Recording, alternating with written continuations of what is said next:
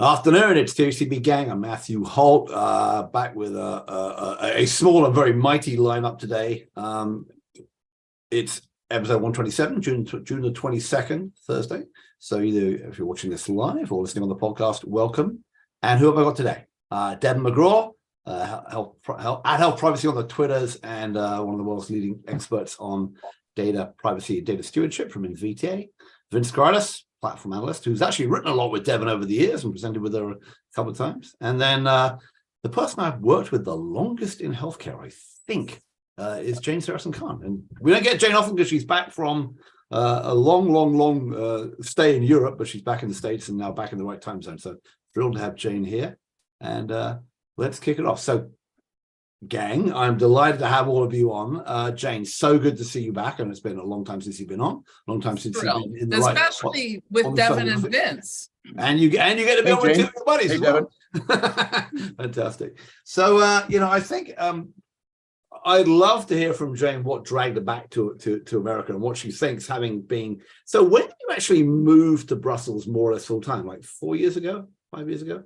No, just before the pandemic, December 2019. Yeah, so call it 3.5 years. Well, and you've been going over there amount. You somehow became an Italian citizen in the middle of all this somehow. I don't know how you managed that. Before that, I couldn't do the Brussels thing until I became an Italian/EU citizen. So the joke is you're an EU citizen and I'm not. Isn't that ironic?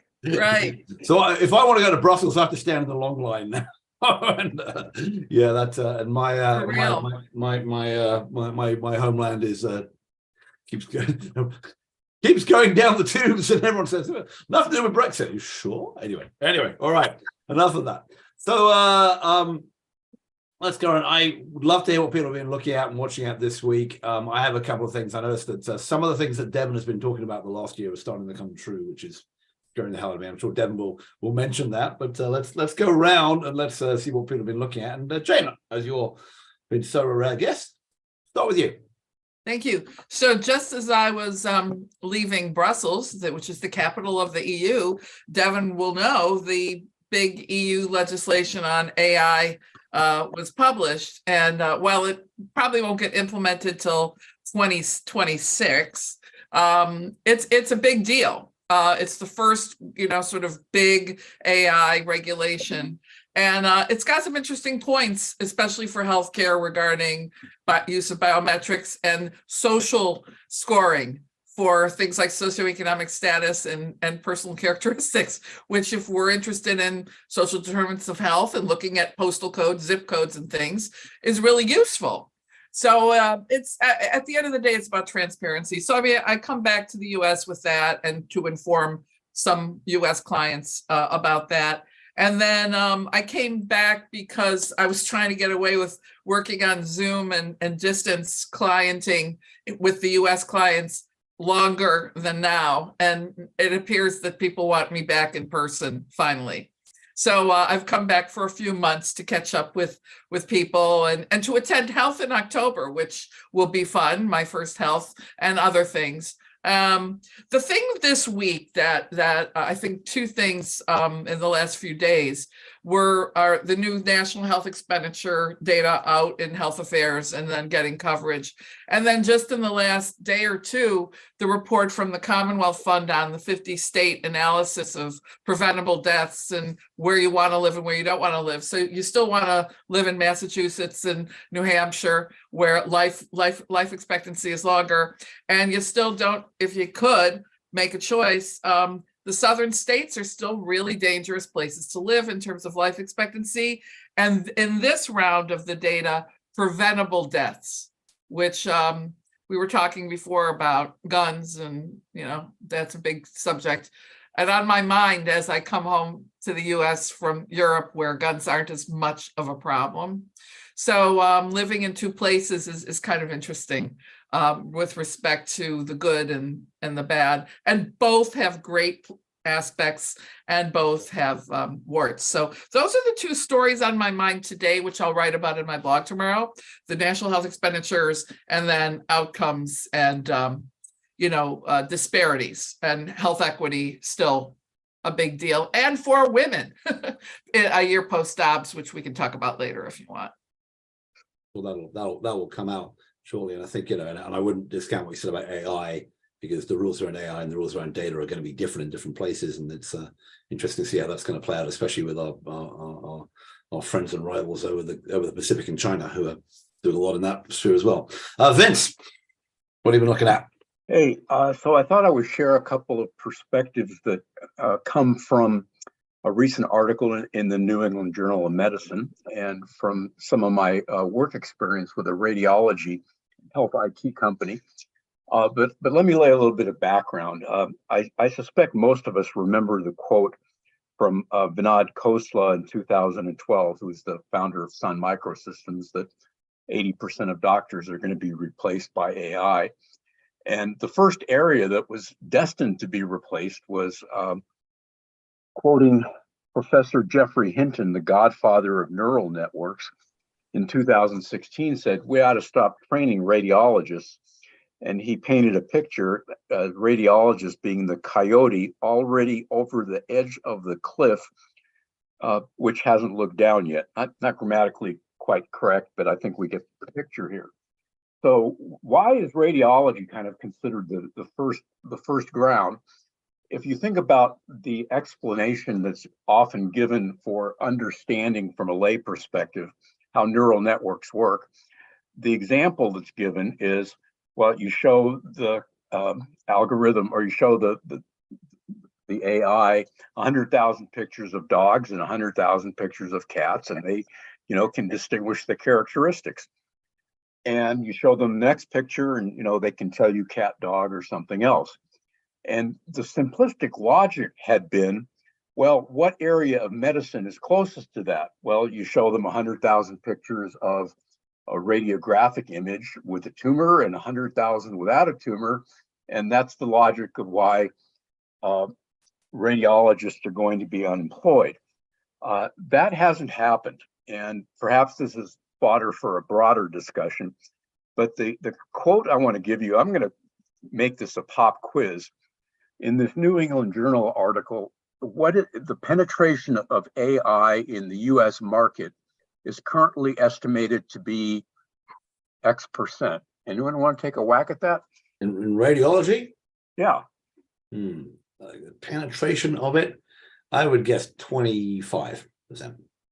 Deven, Jane, you want to take a whack? Yeah. Okay. And this from the New England Journal, 2%. 2%. Yeah. So Now, only 2% of radiologists are using it in any way? That AI is being used in assisting with radiological That's images it? is Whoa. my interpretation of that. Wow, I'm surprised it's way that low. It Well, hold is. on. Can nothing. you bill for a radiology read that comes off a piece of software? Well, that's one of the reasons why it hasn't taken off. And there's lots of other reasons that this article. But you'd assume you could build more quickly if that would be my guess. But anyway. A human didn't read it. Where's No, but the human read who sends the bill? Well, that's one of the problems with medicine is, we don't get paid for better quality. We don't get paid more. Anyway, the title of this article is The Current and Future State of AI Integration of Medical Images, and of AI integration of medical images. I mean, it's a wonderful article to understand the state of AI. So I thought I would kind of share that statistic, and I think it probably fits my broader picture, but it could be a good discussion item for us as a group of, how quickly is AI going to actually penetrate medicine? Excellent question. We'll definitely get to that. Deven. Happy to have kind of finished through a comment deadline cycle. The ONC HTI-1 named proposed rule impacting interoperability, use of the trusted exchange framework and common agreement. ONC has been quite active in kind of regularly putting out tweaks and new programs and new guidance related to exchange of electronic health information and technical capabilities. And so I think we can even expect sort of more to come from them between now and the end of the year, as they really have their foot quite on the gas around using their authorities to promote exchange of health information, which I frankly think is terrific, because we haven't always had that kind of a mindset. And then, of course, the proposed rule from the Office for Civil Rights around shoring up protections for reproductive health data in light of state law activity post Dobbs, post the Supreme Court decision in Dobbs. So those two comment periods are done. And as you know, anybody else who's sort of, I don't want to say I live and die by the regulatory calendar, but it does shape a lot of my life. You know, it's always like you get those two things done and you take a big breath and you wait for the next one to bop you on the head. But in the meantime, you know, we're seeing a lot more states, you know, deciding that it's not enough to infringe on women's health. We've got to also take aim at trans kids and their parents and outlawing that kind of healthcare, and therefore creating additional concerns around people being able to travel in order to get care for their child or for themselves in a place where it's lawful, and then having the potential for that data to be used against them or their medical provider in a state where they've decided to make that a crime, or otherwise subject to some sort of legal or civil, you know, legal or civil type of penalty. So I always think about those things because, you know, we haven't quite had such opportunistic leveraging of health data to hurt people. There have always been cases where pregnancy data, for example, was used against women in a whole scope of contexts. But it's definitely escalated in the post-Dobbs era. And now we have, you know, gender affirming care in the crosshairs and ways that, you know, health data gets weaponized against people. So. Yeah. And I saw just yesterday, right, Vanderbilt Medical Center handed over some records to the state attorney general in Tennessee regarding, you know, something to do with trans care or transgender care.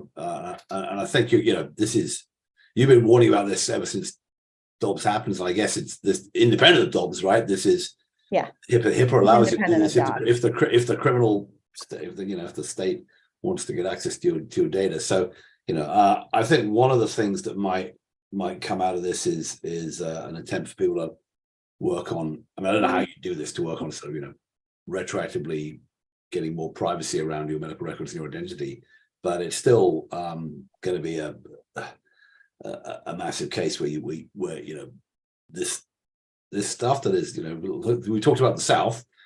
I think Ian Morrison was on last week talking about the Confederacy, you know, reproducing, you know, the sort of the discrimination. Jane was just mentioning the fact that there's massive, you know, disparities in care and outcomes in essentially the old Confederacy, right, in the South.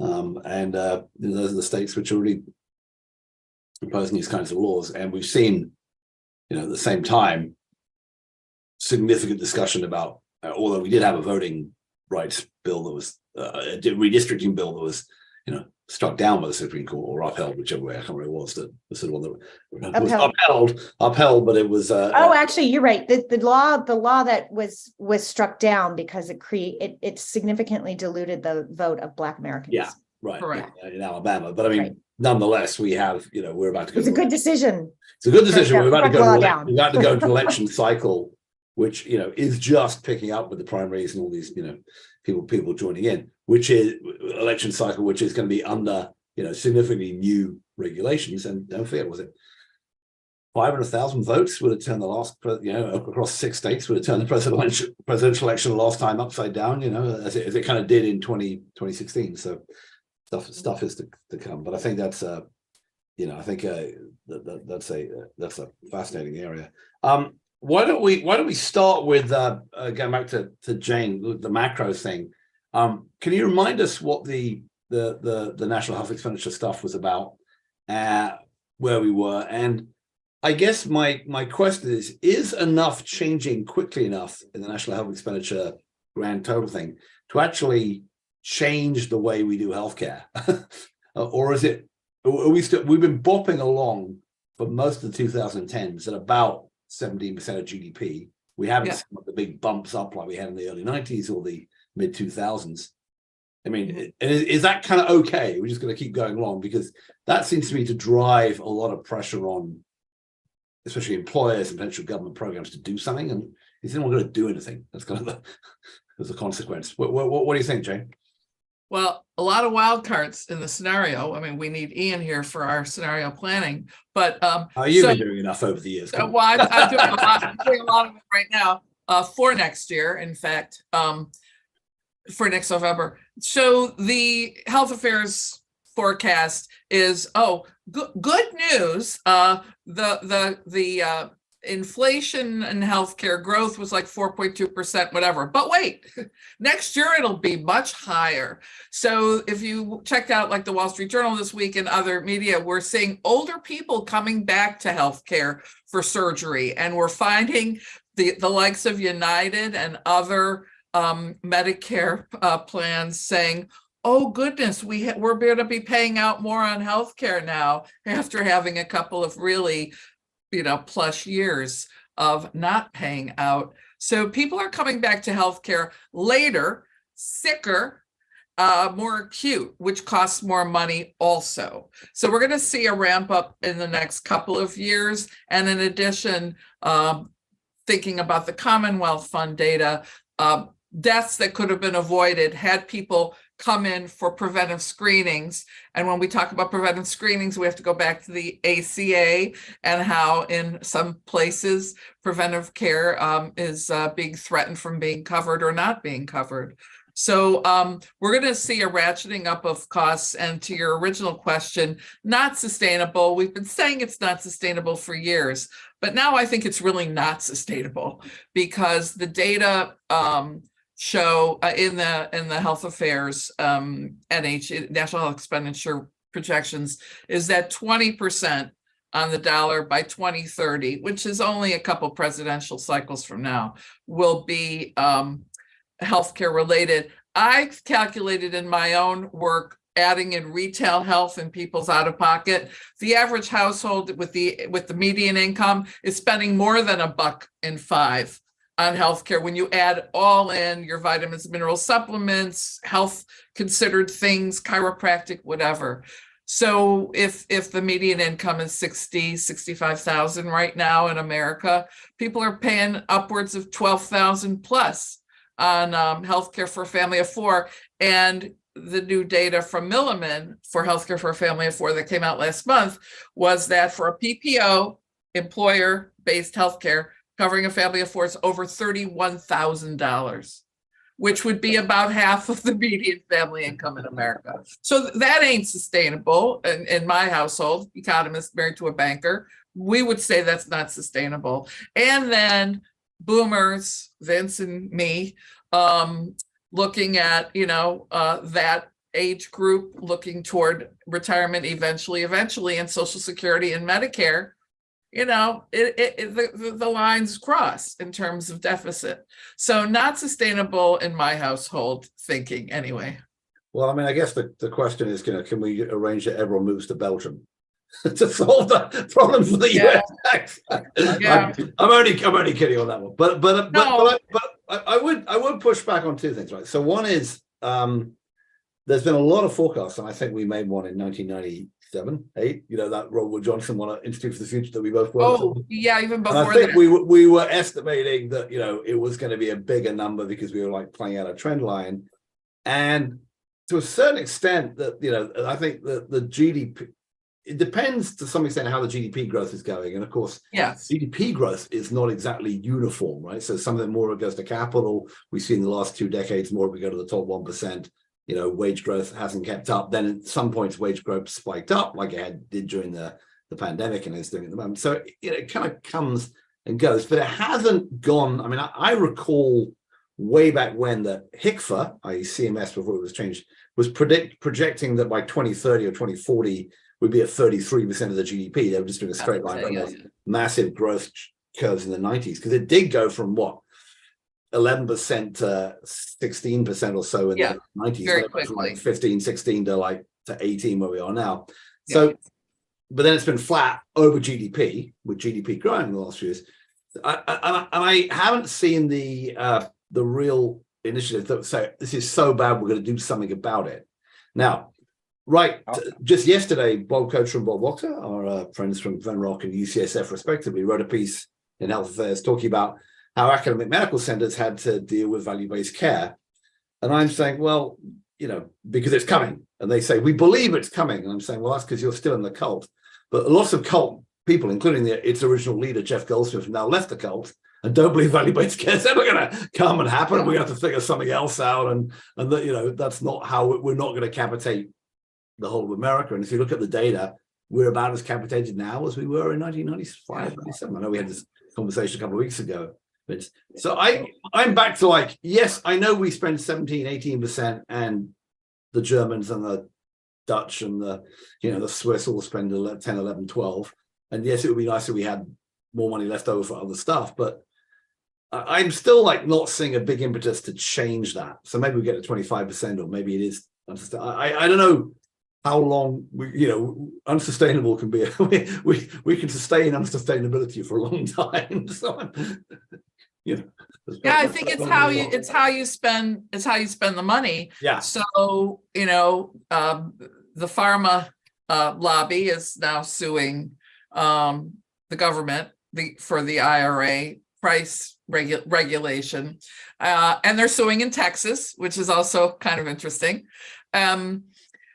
But in the health affairs data, it shows that prescription drug spending did level off because prices came down.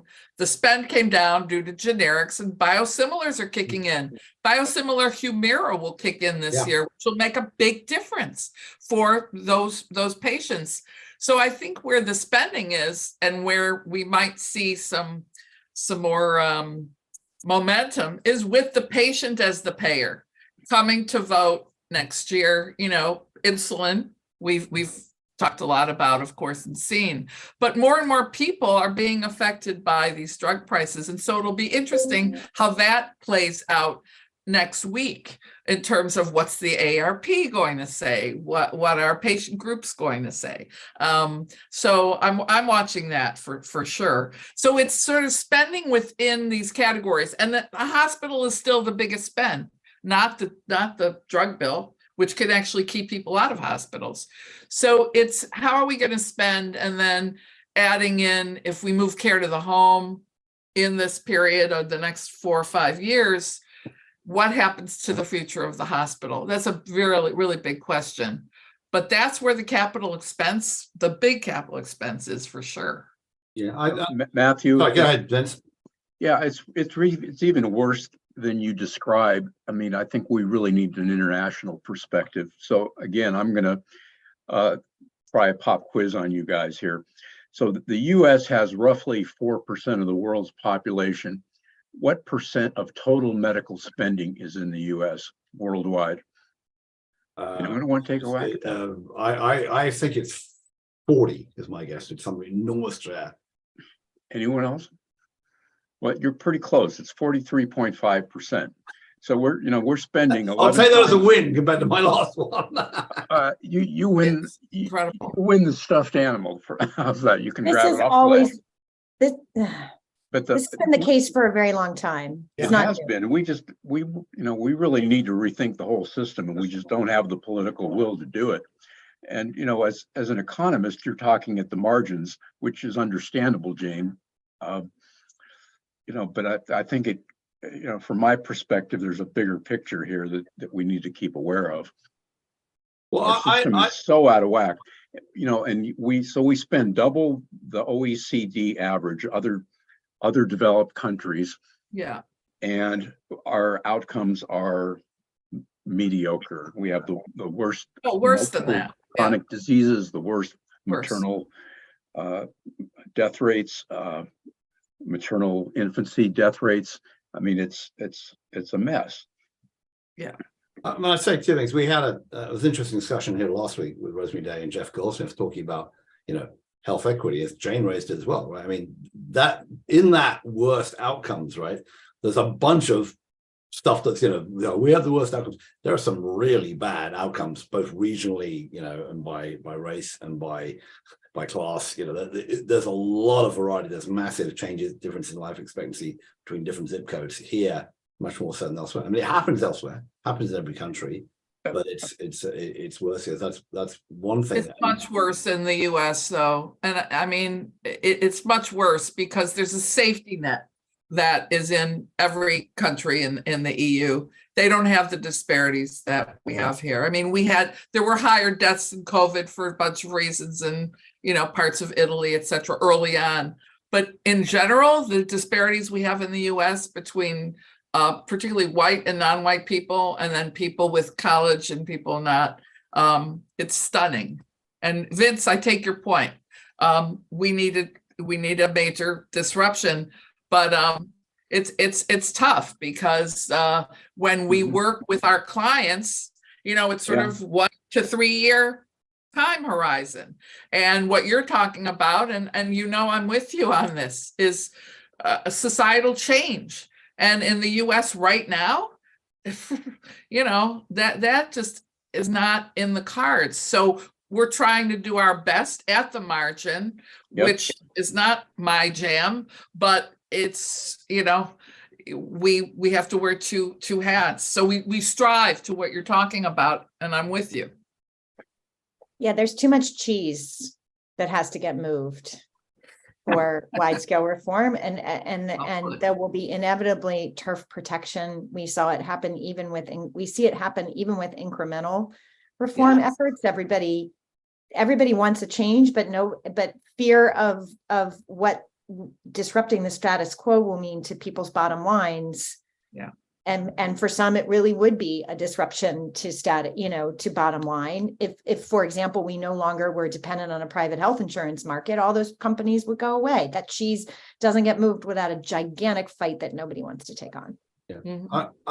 So I, as you all know, I've gone through, cycles of optimism and pessimism about the healthcare system over 30. I hate to say this, Jane. 30 years around this month where we started working together. I worked with you that long. Yeah, anyway, but I've gone through waves of saying nothing's ever going to change. So this is amazing. It's going to change based on, normally I've been a techno-optimist or a techno-pessimist. And, my last bout of techno-optimism over the last sort of half decade of the 2010s, I believe that some of the stuff coming online was actually going to, reveal with transparency and et cetera, was going to start, new ways of working in telehealth, and remote monitoring was going to actually have the ability to change some of this stuff because it's going to make it so much cheaper. Having, now a lot of the bloom is off the rose of a lot of those companies and organizations. The joke is that, and funding went from those very crazy cycles over the last few years of the 2010s, the teens into 20 and 21.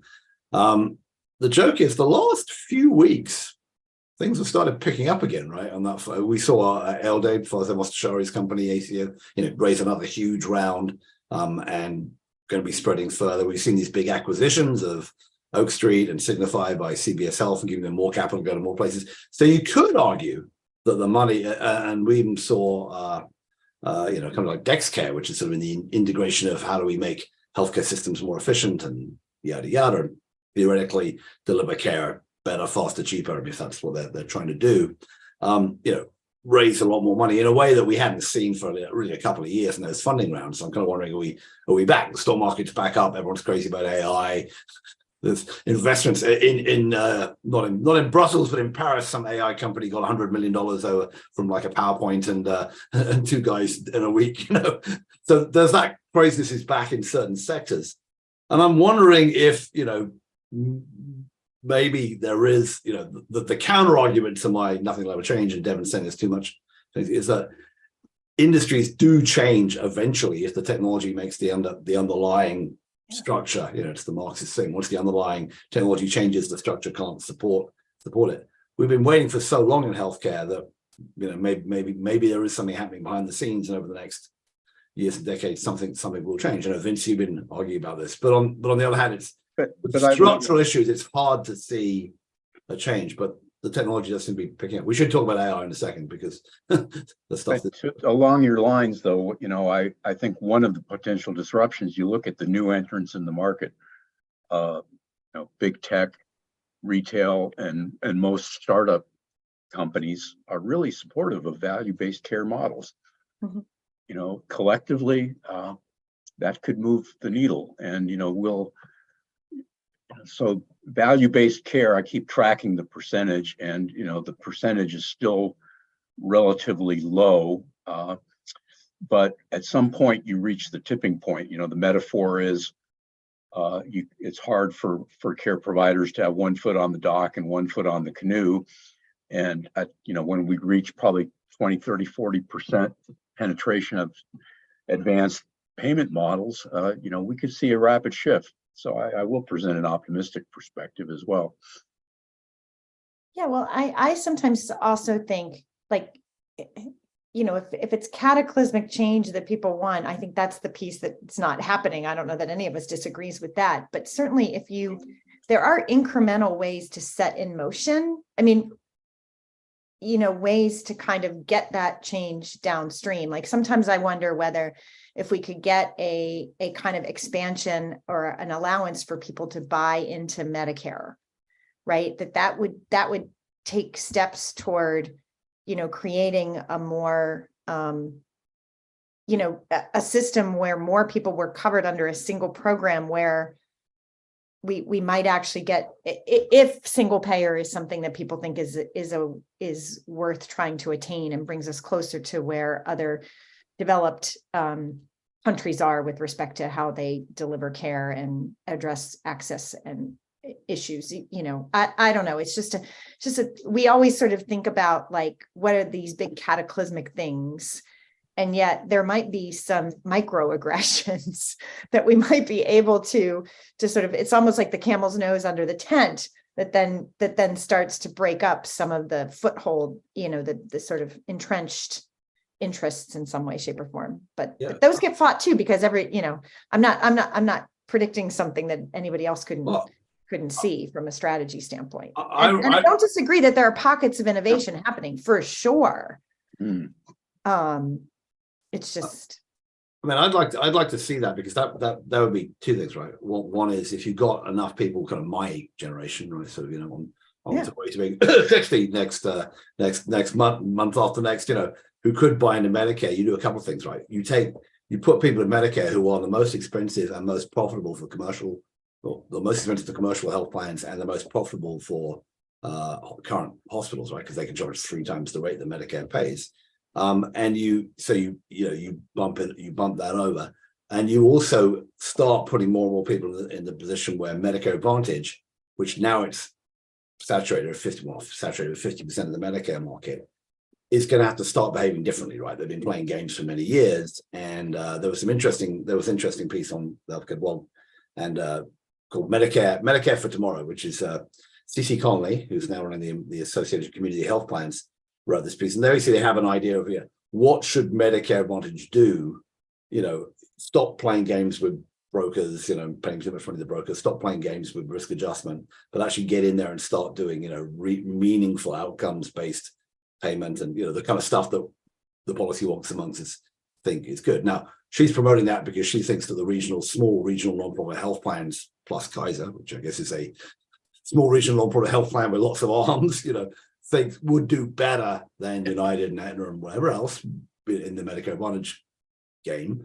But nonetheless, I can see people starting to think about how do you move that on the CMS, gets Medicare Advantage to being the bigger piece. And yes, I'd love to have, people age 50 and above be able to join in that, not least because, it's for a self-employed person buying your family care, it makes it a lot cheaper. I don't have to pay for myself. I can just pay for my younger family members. However, we were promised that by Joe Biden. It's in the platform for the 2020 election. I didn't even see it come up didn't even get anywhere in Congress, right? And all the other stuff he was trying to pass didn't get written in anywhere. And maybe there'll be enough Democrats around in the future in some iteration to have a go at this in the rest of this decade, but it doesn't look like it, looking at the political map, So I think a lot of these things could make a difference, but policy-wise, I mean, we have to be dragged kicking and screaming into going at healthcare again. And, I think healthcare has to get really up there on the healthcare costs have to really get up there on the radar. And I don't know, Jane, I don't think they're enough. We come back in 10 years time, they may be enough, but next few years, I don't sit on the radar. But anyway, it's interesting. And there's clearly a lot we can do, but I always go back to the Dave Chases of the world and the Health Reset Organization, where they find, the folks at the Pittsburgh School District and the folks at the Rosen Hotels in Orlando who figured out a way to deliver care, pay for care and deliver it better, faster, cheaper, higher quality for a lot less to their employees. And it just hadn't spread.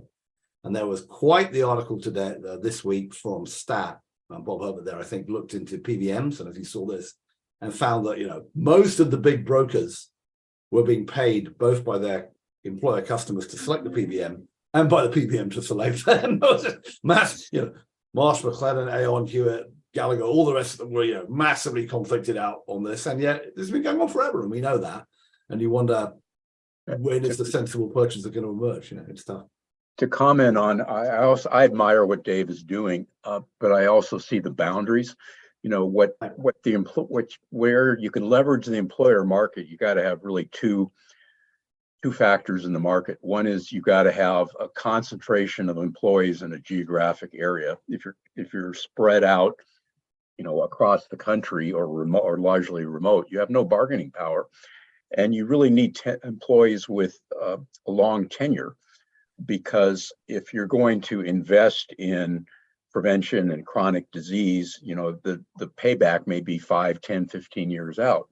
So that's why, the teachers union is a perfect example of where Dave's program works really well in getting employers organized, but it's just not extendable to most of the rest of the workforce. Unless, of course, you have one, as Jevon says, one large payer. Well, that would do it. It's tricky. Which reminds me, Jane, I have to ask you this question off topic, but as we got you here, Holland, the Netherlands, did I get it wrong? That's very close. The Netherlands, right, actually adopted Alan Homan's model of putting everyone in one pool, but then having them buy between competing non-profit health plans, which then work, with more like mini Kaisers. What did Belgium do? I know France has a single payer system. The government pays and manages on pricing. What does Belgium do? I don't even know. It's a national health service with heavy private pay if you want to go beyond, a little bit like the UK in that way. I mean, you can buy more. So and it works really well. And it's about 13% it's 12% of GDP in Belgium, I think. But the quality is amazing. And there's no class in terms of wherever you go. Everybody's got a GP. So I have a GP in Belgium because I'm a resident legally. And she has my COVID record and all kinds of stuff. And I get it for almost free. It's a small copay. There you are. Look at this. I have a COVID record. But which I think is hysterical that this doesn't exist anywhere else. But anyway, mine's in a database where I have a QR code, and during the COVID era, which we're still in, I think, but for me to go to a restaurant or museum, you had to show your QR code, and there was a bouncer in front of the museum or a restaurant or whatever, and they had their iPhone or their iPad, and I got a green light, and I loved it. And to get on the tram, and it was wonderful, and I felt freer carrying that idea around than I felt being worried about getting infected. And of course you could get infected still, but I don't know, freedom's just another word depending on how you look at it. I think feeling protected as a health citizen is a very freeing thing. That's me and Bobby McGee said. I think we had some of that in the US, as you may recall. San Francisco, you had to show up to go to a restaurant. Devon probably remembers, but not exactly enforced in, say, Florida or Texas or No. Well, and it was the paper card, and I would think a system where there was a backstop to checking it versus them having to examine it. Like that was, I think, what the restaurant employees didn't care for, is the idea that they were the arbiter of whether someone had what they needed to on the card, as opposed to, I'm going to scan your barcode and it's between you and the main system. And as long as I get my green light, then you're in. That's just work in the tech. There's no decision making. Agree. Well, I think we've given up. I believe the US has now given up on you having to have a vaccination to come back into the US. Most countries have done, but I think now or you still need one to come here. No, you don't need it now. Djokovic can come and win the US Open this time around without having to It was interesting when the last year I figured out which members of the Chelsea football team, they came on a pre-season tour. Three of them didn't come, so you figured out which ones didn't have the vaccine. That was the reason anyway. We seem to have moved beyond it, and as Kim Ballard says when he was on the show, we're post COVID, just no one told the virus yet. We still have 300 people dying a day. We don't have 2,000 people dying a day, but it's still here. It's endemic, and we've basically given up on everything. Although it does done some things and has introduced us to a world of home testing, which I think is going to carry on from there. But anyway, I'd love to change the conversation, but we have 20 minutes to go and talk a bit more about Deven, some of these issues around you think coming out of HIPAA around the privacy angle, and if you could dive in a bit into what you think the potential outcome of this is going to be, especially around this sort of question of cross-border law enforcement. And I believe, Vince, you live in a state that's now, did it actually pass the law, is trying to pass the law saying that you cannot leave the state for care that's illegal in Idaho to get it in other states, i.e. abortions or transgender care. It's proposed or passed. Who knows what lunacy goes on in the Idaho State House. If you're an adult, you can be criminally prosecuted for advising a minor on birth control or birth or abortion options. Did that pass the law, or has that been proposed in Idaho? I believe that's the law. So, Deven, I'd love to hear what you think the sort of next stage and outcome of where we're going to go with this kind of access to information.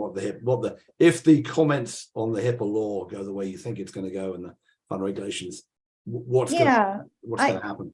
I mean, I think that I think the proposal will get finalized because I think it's a sensible proposal, and I think that the administration believes they can defend it. But I do think then a lawsuit will be filed by a state that is seeking to prevent people from traveling for care, or that is seeking information to enforce its own laws around, that don't allow for certain types of care to be delivered, either where they're trying to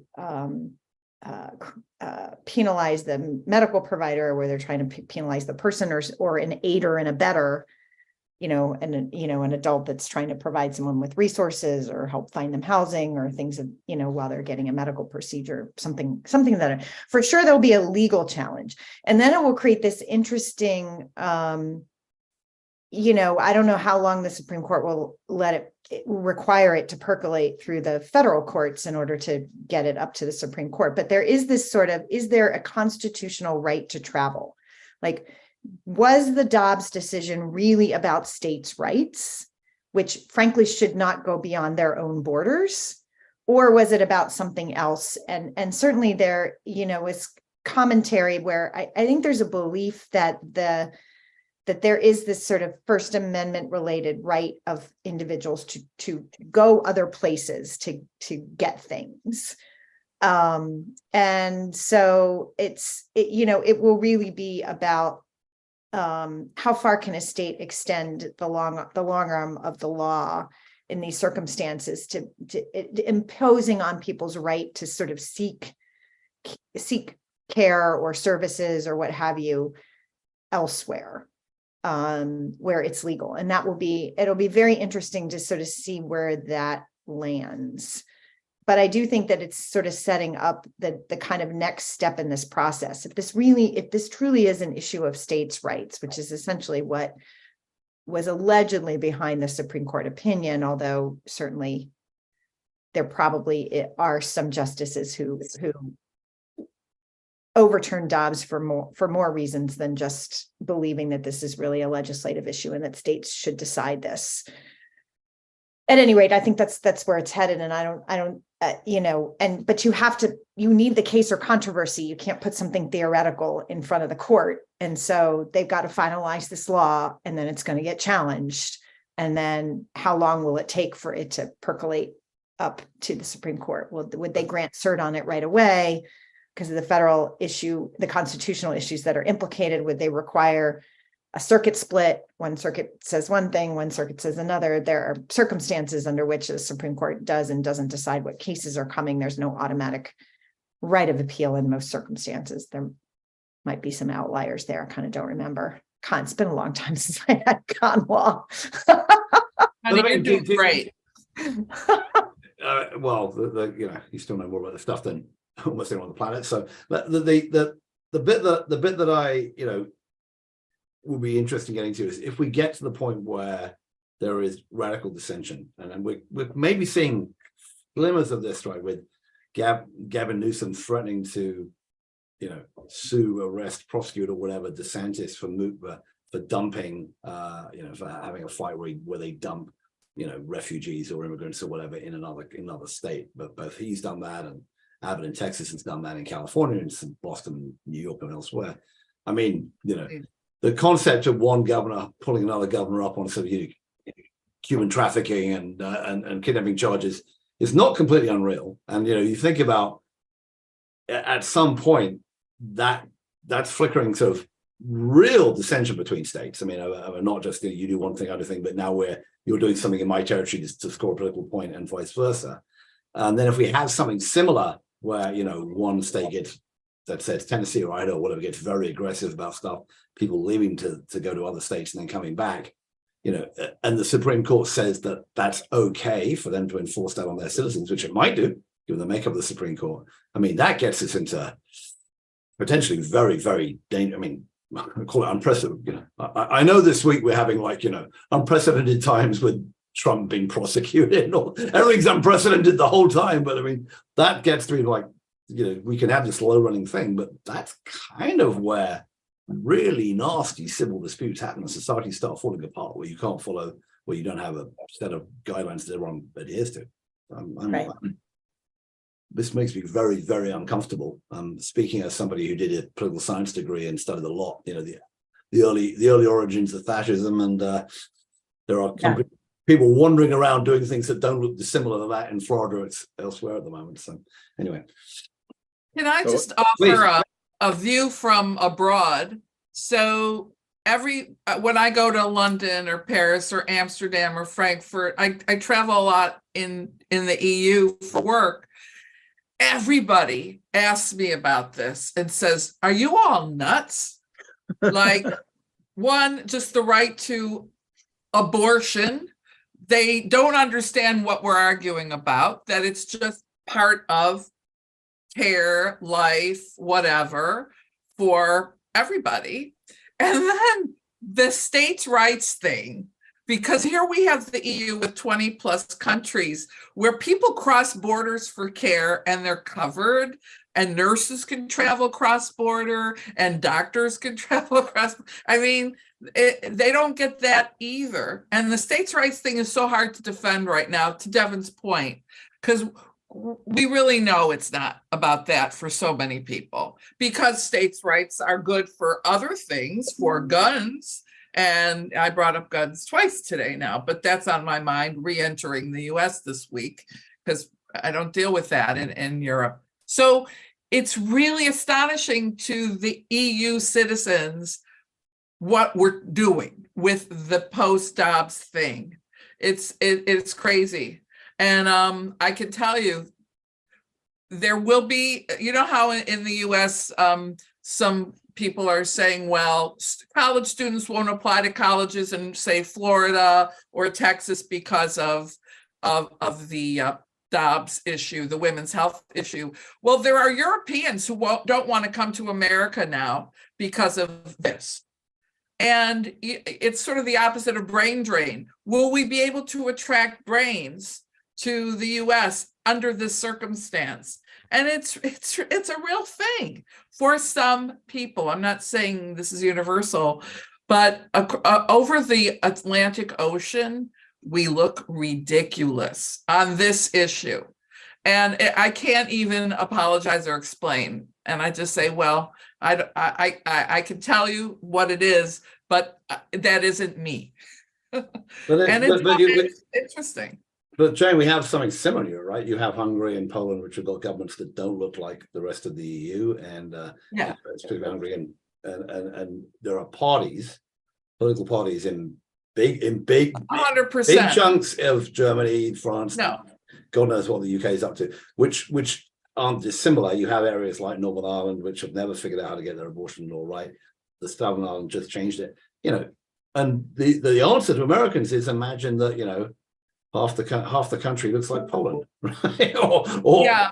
big areas of the US do look like that. And we don't, I'm actually staggered that the kind of wacky coalition that runs the Democrats in this country between, essentially a poorer minority ethnic groups and sort of intellectual college, West and East Coast college liberals like us has managed to hang together this long, to keep Biden in the White House and Obama in the White House and what have you, and it's lost, and just because the way the structure of the U.S. politics is with the Electoral College, with the way the Senate is, with the way that redistricting is, gerrymandering, redistricting has happened in the House, that we don't have more of this crazy stuff at a federal level. And if you look how, you go back to how, not to deride Idaho, but look at the craziness that happens in some of these state houses, in the big states where these extremists have majorities.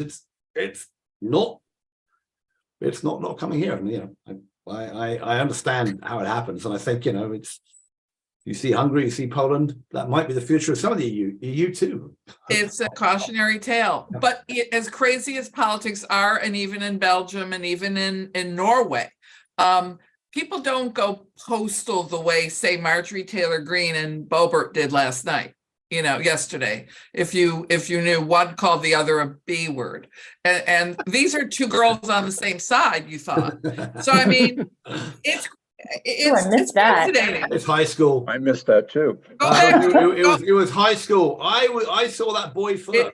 The boy was impeaching Biden for unclear. Yes, it was about Biden's impeachment, and one wanted to get her bill, her thing up first, and Boebert got hers in first, and MTG called her a B word. So anyway, nice to be home.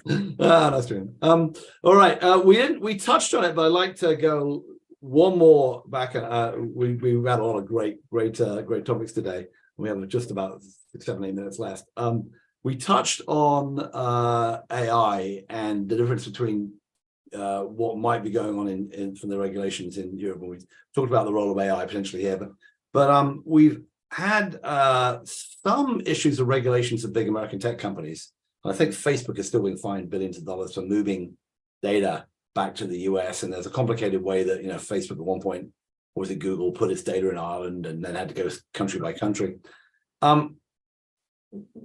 Do you think that this, and then as mentioned, we had this funding of this company whose name I keep forgetting, but it's in France, that raised 100 million very, very quickly from people who were spin outs from Google, DeepMind, and elsewhere.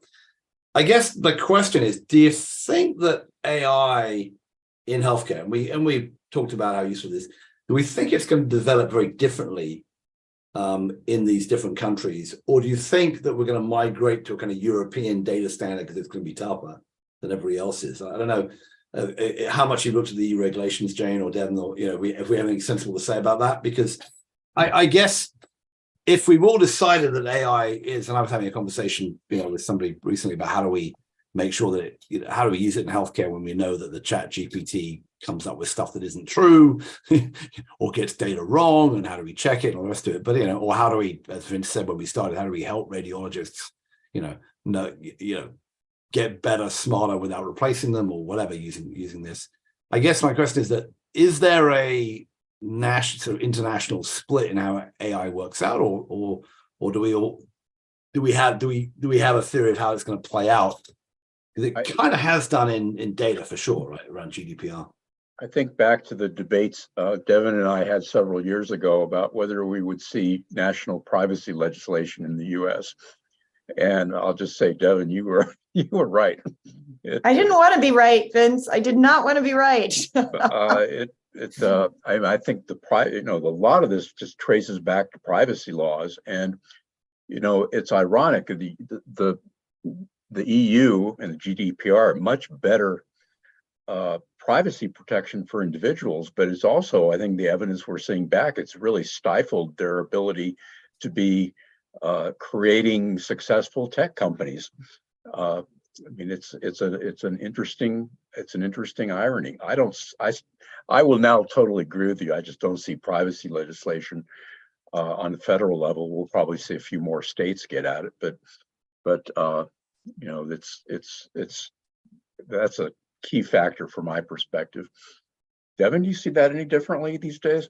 No, but I think, you know, AI, privacy issues related to AI are minuscule compared to some of the other issues that AI introduces around bias, transparency, efficacy, Copyright. you know, the copyright, you know, it's just dwarfed. The privacy issues are really not where the game, you know, where the sort of really tense pieces are. I mean, it requires data, and, you know, to the extent that we have some sectors regulated around how data can be used, whether it's feeding into an AI algorithm or whether it's something else, the fact that a human might not see it and only software sees it doesn't make it not a use of data. It still is. And if it's HIPAA covered, you have to, you know, to fit within the swim lanes. If it's not, then you don't have any swim lanes. But we just don't tend to. I mean, the one thing that the EU tends to do is they have a global data protection law that covers all personal data, whether it's healthcare or not. And similarly, and I have not actually looked at this AI regulation, but it will be an AI regulation that will be applicable to AI across the board. Yeah. And there may be some aspects of it in healthcare. And the problem when you regulate that way is that it does often create some misfits. Misfit, not misfit, like, you know what I mean? The poor fits with a healthcare environment where you actually need to have some rules that encourage this, whether as opposed to treating it all like it's bad.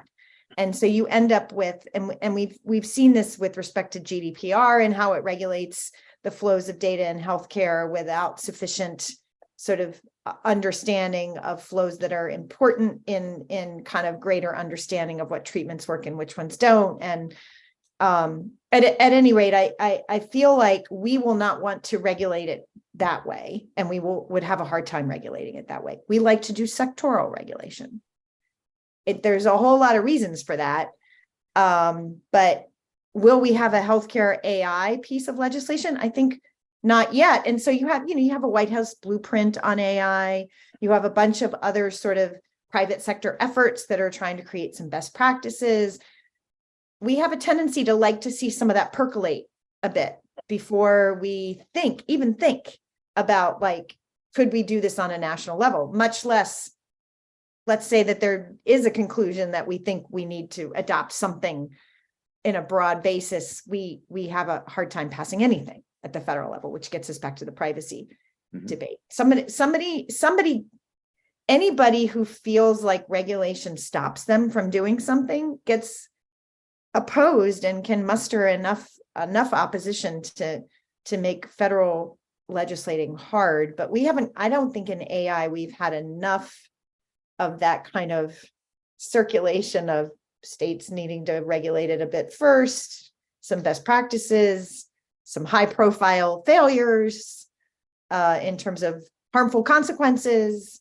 Maybe the first place we'll see some regulation of it is at the edge in school, right? With people using generative AI to pass classes and to create and write papers. Yes, we should have been there when I'm in school. Jane, Anyway. do you have sorry, again. Done. Sorry. I know. we're close to Jane, the do you end. have a quick comment about my sort of question? Is it going to be a Europe first approach, do you think? And it's going to, or is that going to stop? Is that going to stop Europe in its tracks developing the technology, and it's going to be, non-regulated US against China?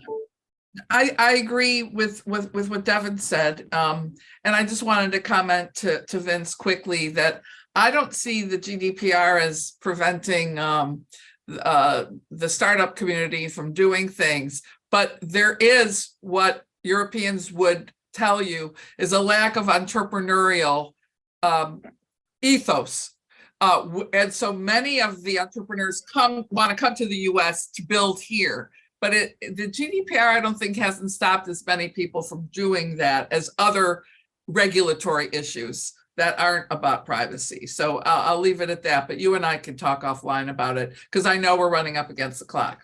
Well, so GDPR is just responsible for those annoying damn things on the website saying accept cookies. Right. So that's just ruined everyone's consumer experience.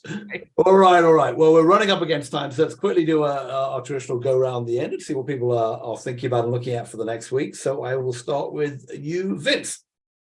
Yeah, so one issue I'm going to continue watching. A couple of weeks ago, a couple of the large national health plans announced that their volumes were up, or that provider volumes were up, and in turn, the stock prices of health plans have taken a dive over the last couple of weeks.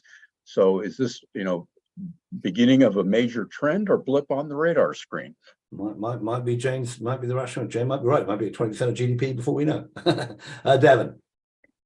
Oh, good question. I liked, I'm very much more interested in understanding more about the sort of health penalty that people pay for living in southern states, and a little bit more dive down into why that is, more granular data, because I think it's important to explore for a whole host of reasons, but what potential does that have for trying to influence upcoming elections is definitely what's on my mind.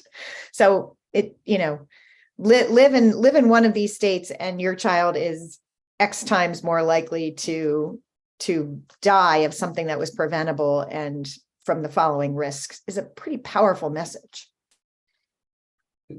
Jane, what are you looking at the next few weeks? Yeah, 100%. So I heard some good news this week. I want to end on a positive note and then a very sad note to pray on. Dr. Mandy Cohn from North Carolina was named the CDC director, and I'm a huge girl fan of Mandy Cohn, who understands social determinants of health. Thank you, and is very practical. And she's actually run an agency, so she knows how to do this. So I'm very encouraged by that. I can't be quiet until I share my grieving for the loss of John Moore from Chilmark Research, who passed away the last 36 hours. And John Moore III, his son, announced it in the social media channels. And John, I know, Matthew, you go back with him, Vince, Deven, you probably knew John, one of the great health IT industry analysts, a man of wisdom and soul, a great outdoorsman, and one of my fave people in our circle. And he's gone, and we're losing dear friends like him, and so many this year I can't even count. So I wanted to stop and say how much I love you guys. I appreciate you. I need you. And, hug your people, because life is short, and carpe diem to everybody. But you know what? Health is everything. So hang in there, you all, because I need you. Likewise. I didn't know that I met his son at HIMSS. Yes, John 3. Yeah. And I knew John, but I mean, obviously, he already Great man. He a great man. He also announced he was going to hospice, and he actually there were some photos of him just a few weeks ago, still in the outdoors. Sorry, he was coming, but I know. I just, it's so sad that it happened. Obviously, we lost Casey a while ago, and yep, it's tough. Oh my word. Okay. Well, on that note, this has been THCB Gang. I want to thank my guests, Deven McGraw from the central hub of Washington, D.C., where it all happens until they all go on vacation. Vince Kuraitis from the wilds of Idaho, and making a very rare but very welcome appearance, Jane Sarasohn-Kahn from semi-suburban Philadelphia these days, when she's not in Brussels. I'm Matthew Holt, saying thanks very much for listening, watching, or listening on the podcast to this edition of THCB Gang. I'll be back next week, June 29th, with another of the best hour-long chat in healthcare and health tech. And we'll see you all then. So thank you very much for listening. Bye for now.